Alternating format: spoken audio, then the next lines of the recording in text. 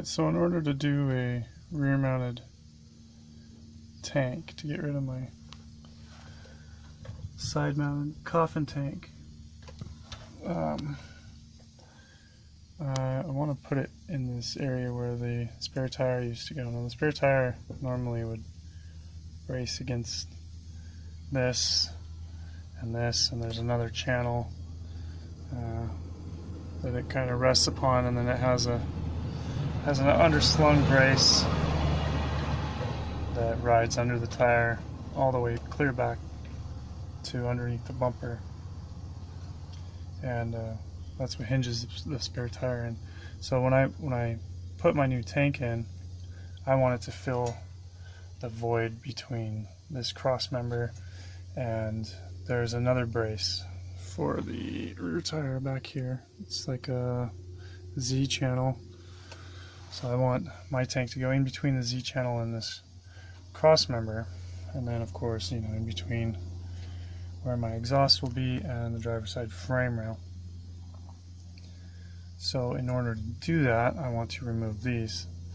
Now of course these guys have got some rubberized undercoating under the whole chassis, but in order to access the spot welds, or to see where they're at, in order to cut these off, I just want to drill these spot welds out, or drill around them so I can remove them flush. In order to find them, I've used my little propane torch here.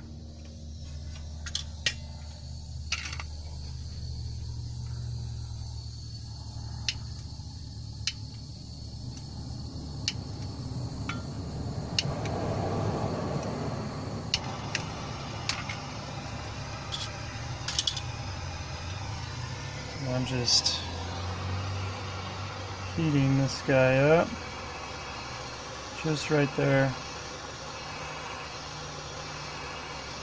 just for a few seconds. And I take my scraper, and that stuff all just slides right off. And now I can see where those spot welds are so much easier.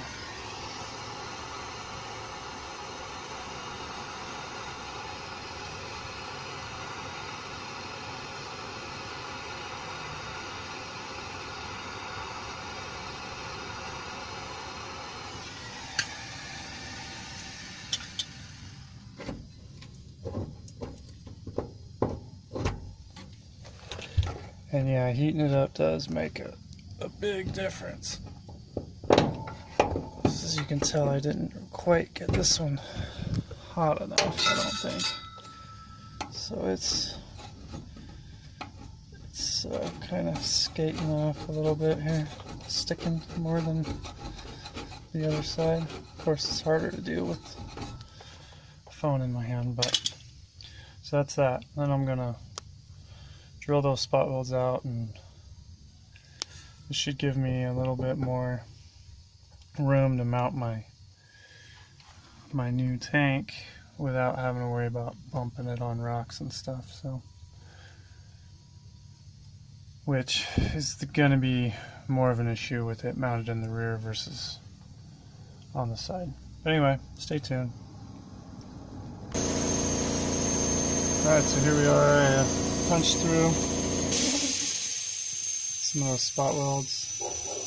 I didn't drill through both pieces of material. I only wanted to go through the thickness of this bit of material here. So it's hard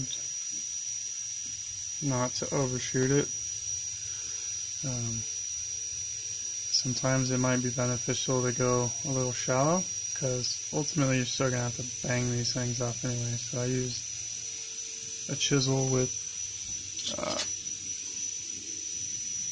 a hammer back on it, you know, so you can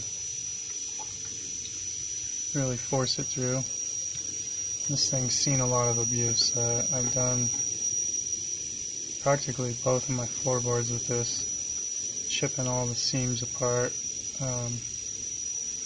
And this thing has broken, and there's better ones out there, but this one worked pretty well. But yeah, having a chisel, it's semi-thick but still flexible. And you can hammer in between the two pieces of material, just to kind of separate them. Of course, it makes it a lot easier to do the majority of the work with a spot weld cutter. But anyhow, I'll knock these off and go from there. Alright, so here's a pretty good indication of what I was talking about as far as drilling the spot welds out and then using the chisel. I don't know if you can see the deflection in there, but I was able to physically separate the weld from the bracket. So the weld is still there. The welded part of the bracket is still there, but I just cut around it, and I'm forcing my way between the two pieces with the chisel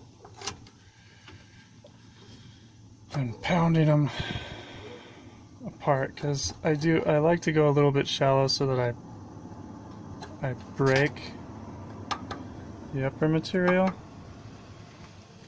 Anyway, I'll show you what's left when I'm done. Alright, so here we are. I've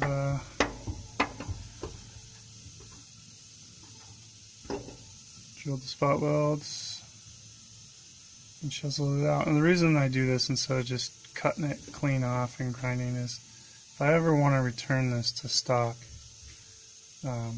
I can reuse this bracket. Simply put it back in location and weld it back in. So there you have it.